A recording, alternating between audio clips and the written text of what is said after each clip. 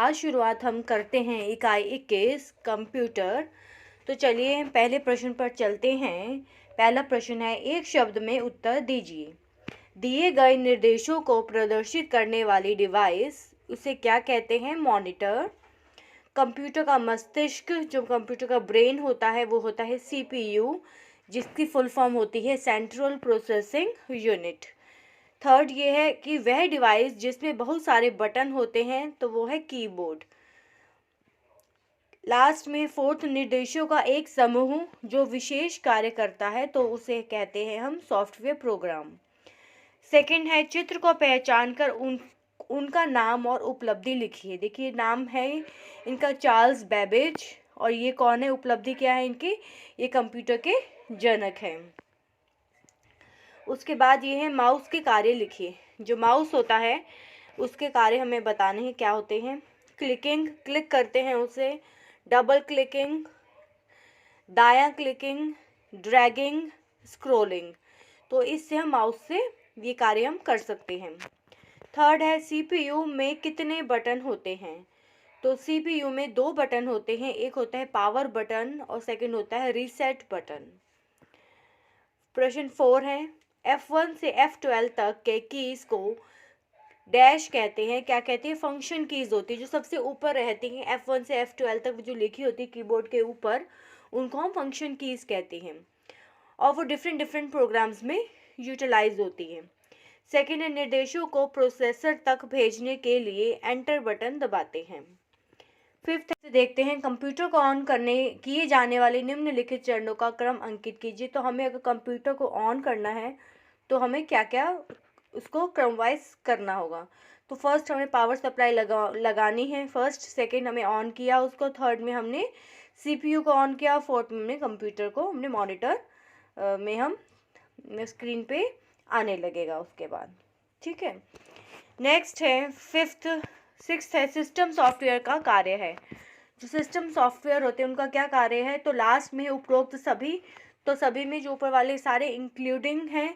तो देखते हैं कौन कौन से। अन्य प्रकार के सॉफ्टवेयर विकसित करना, अन्य सॉफ्टवेयर को चलाना, मेमोरी, प्रिंटर, सीपीयू के प्रयोग को मॉनिटर करना। फिर 7th है, ड्रैगिंग व स्क्रॉलिंग का कार्य किया जाता है। तो अभी पीछे वाले पेज पर ही बताया गया था कि माउस के क्या कार्य हैं, ड्रैगिंग और स्क्रॉलिंग उसमें था, तो क्या किसके कार्य हैं? ये माउस के। प्रश्न 8 है, कंप्यूटर का चित्र बनाइए। तो हमें कंप्यूटर का चित्र बनाना है। देखिए हमने बनाया है इसका, मैं थोड़ा सा इसको मिनिमाइज करके आपको दिखाती हूँ कि पूरा ये कैसा दिखाई देता है। तो ये कंप्यूटर का ये पूरा चित्र है, मॉनिटर है, इसमें सीपीयू, देन यूपीएस कहते हैं अनइंटरप्टेड पावर सप्लाई, सीपीयू है सेंट्रल प्रोसेसिंग यूनिट, मॉनिटर जो है स्क्रीन होती है, देन स्पीकर्स भी हैं, कीबोर्ड दिखाया गया है, माउस, और जिसके ऊपर माउस रखा जाता है वो माउस पैड हो गया। तो ये सब ऊपर मेन सप्लाई है जहाँ से पावर सप्लाई आएगी। तो ये जो सारे मेन पार्ट्स है, सभी पार्ट्स है इसमें दिखाए गए हैं। तो इसको हम करके ऐसे बना सकते हैं। देखिए ये थोड़ा सा मैंने इसको मैक्सिमाइज कर दिया। ये मॉनिटर मेन सप्लाई से सप्लाई आ रही है, देन यहाँ पे सीपीयू, फिर यूपीएस आ गया, अनइंटरप्टेड पावर सप्लाई हो गई, फिर स्पीकर्स, यहाँ पे कीबोर्ड अटैच्ड है, माउस है, माउस के नीचे माउस पैड है। तो ये is a complete diagram of computer. Computer का जो डायग्राम है वो ऐसे है। नेक्स्ट क्वेश्चन पर चलते हैं। प्रश्न 9, निम्नलिखित चित्रों के सामने दिए विकल्पों में से सही पर टिक कीजिए। तो हमें सही पर टिक करना है, फोटो को देखकर पहचानना है। तो फर्स्ट केस में चलते हैं। ये किसकी फोटो है? ये है लैपटॉप की।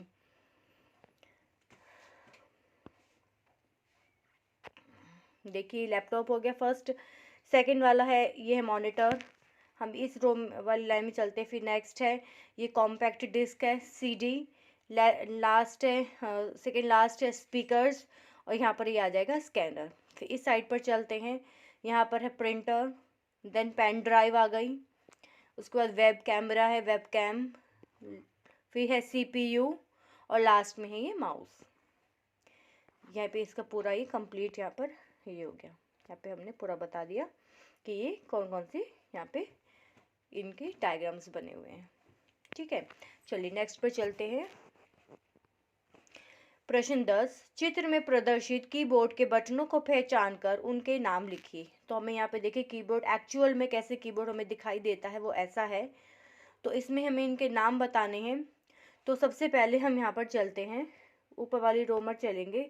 तो फर्स्ट रो में क्या लिखी है, आप लिखिए टैब की। टैब की कौन सी होती है, यहाँ पे जो टैब लिखा हुआ है ना, ये टैब की है। टैब की किसके लिए यूज़ की जाती है, मान लो हमें कुछ हम राइटिंग कर रहे हैं और हमें नेक्स्ट लाइन पर जाना है, जंप करना है, तो नेक्स्ट लाइन पर आने के लिए हमें टैब की प्रेस करनी पड़ती है। फिर आती है फंक्शन कीज़। ये सारी फंक्शन कीज़ F1 से लेके F12 तक ये फंक्शन कीज़ हैं। तो फंक्शन कीज़ डिफरेंट सॉफ्टवेयर्स के लिए ये यूज़ की जाती है फंक्शन की। जैसे जैसे प्रोग्राम्स होती है, डिफरेंट प्रोग्राम्स, उनके लिए डिफरेंट ये फंक्शन कीज़ यहाँ पे दी गई हैं। फिर उसके बाद है ये बैक स्पेस की कौन सी, ये वाली जो दिख रही है, ये बैक स्पेस की है। बैक स्पेस के नाम से ही पता चल रहा है कि हमें अगर बैक में आना है, मान लो हम सेकेंड लाइन में और हमें सेकेंड लाइन से फर्स्ट लाइन पर जाना है, तो हम बैक स्पेस जो की है वो हम एंटर कर देंगे, प्रेस करेंगे, दबा देंगे उसको, और हम पहली लाइन पर आ जाएंगे। या सेकेंड ऑप्शन ये भी है कि अगर हमें कुछ डिलीट करना है तो उसके लिए भी हम बैक स्पेस की प्रेस कर सकते हैं। उसके बाद आता है, नीचे वाली रो पर चलते हैं, ये अब आता है यहाँ पर कैप्स लॉक की। ये है कैप्स लॉक की कौन सी, जो यहाँ पर दिखाई दे रही है कैप्स लॉक की नाम से ही इसकी शॉर्ट फॉर्म जो बताई गई है, जैसे कैपिटल लेटर से बनी है। अगर हम इसको एक बार प्रेस कर कर छोड़ देते हैं, दबाकर छोड़ देंगे, तो जो स्मॉल लेटर्स है वो बड़े लेटर्स में लिखना शुरू हो जाएंगे। जैसे स्मॉल ABCD है वो बड़ी ABCD में लिखना हम स्टार्ट कर देंगे। और फिर दोबारा से जब हम इसको प्रेस करेंगे तो फिर से वो वापस अपने स्मॉल साइज़ में आ जाएंगे। जैसे हमने इसको एक बार दबाया तो वो कैपिटल A बन गया, फिर वो कैपिटल में ही लिखना हम स्टार्ट कर सकते हैं। और हमें वापस अगर स्मॉल में लिखना है तो हमें फिर से इसको एक बार दबा करके फिर हम इसको छोड़ देंगे।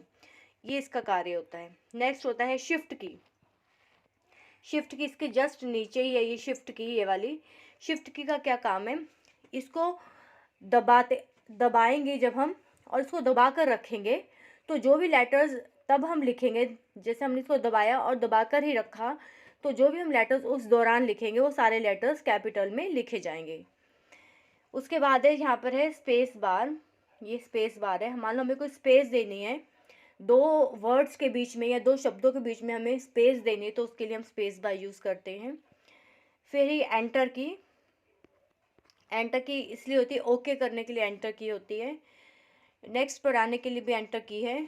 उसके बाद ही एरोज़ की है, अप डाउन, यहाँ पे एरोज़ की बताइए, अप साइड डाउन, इस तरह से साइडवेज, ऊपर नीचे जाने के लिए और आगे पीछे जाने के लिए यहाँ पे एरो कीज यहाँ पे होती हैं। ठीक है। उसके बाद यहाँ पे देखिए थोड़ा सा, यहाँ पे ये पूरा इसका यहाँ पर है, सारी जो यहाँ पे बताई गई इनके थोड़े फंक्शंस हैं।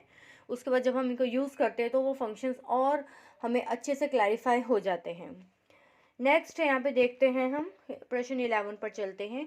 निम्नलिखित चित्रों को देखकर इनपुट और आउटपुट डिवाइसेस को छांट कर लिखिए। तो यहाँ पे हमें बताया गया है कि इनमें से हमें इनपुट और आउटपुट डिवाइसेस को कैटेगराइज करना है। तो पहले यहाँ पे देख लेते हैं कि क्या क्या बनाया गया है। यहाँ पर है CPU, printer, scanner, keyboard, speaker और एक पेन ड्राइव, CD। देखिए हम पहले इनके नाम पढ़ लेते हैं। ये है pen drive, CD, webcam, mouse, है ना, ईयरफोन और मॉनिटर। अब हम इनमें से छांटने हैं। तो देखिए जो इनपुट डिवाइसेस है, जो फर्स्ट नंबर पर पेन ड्राइव लिखा है इनपुट डिवाइसेस में से, तो जो पेन ड्राइव है इनमें से कौन सी है पेन ड्राइव, ये जो होती है ये पेन ड्राइव है, ये वाली होती है पेन ड्राइव। तो वैसे तो इसे हम स्टोरेज डिवाइस के रूप में देखते हैं, स्टोरेज डिवाइस। तो यहाँ पे इनपुट डिवाइस की कॉलम में लिखा गया है, बट इसे हम क्या कहते हैं, ये एज अ बोथ काम करती है, इनपुट डिवाइस और एज एन आउटपुट डिवाइस। तो हमने इनको फ़िलहाल मैंने नीचे लिख दिया गया है, ये देखिए पेन ड्राइव को हमने नीचे लिखा है यहाँ पे पेन ड्राइव को, क्योंकि ये दोनों की तरह काम करती है, इनपुट डिवाइस और आउटपुट डिवाइसेस। जो दोनों की जैसे काम करती है वो है wifi router, CPU, compact disc और पेन ड्राइव। ये एज अ बोथ काम करती है, वर्क करती हैं। और उसके बाद अगर एज एन इनपुट डिवाइस देखें, जब दोनों करती हैं तो इसको इस वजह से इनपुट डिवाइसेस के कॉलम में भी रखा गया है। नेक्स्ट स्कैनर, वो तो इनपुट डिवाइस है। कीबोर्ड इनपुट डिवाइस, माउस भी इनपुट डिवाइस है। Web camera again an input device. फिर आउटपुट डिवाइसेस में देखते हैं मॉनिटर, प्रिंटर, ईयरफोन, ईयरफोन कह सकते हैं या हेडफोन कह सकते हैं इसको। फिर है स्पीकर, ये आउटपुट डिवाइसेस हो गई। और जो सीडी होती है और जो पेन ड्राइव है, इसको स्टोरेज डिवाइसेस कहा जाता है कि हम इनमें से जो डेटा है वो इसमें हम स्टोर कर सकते हैं।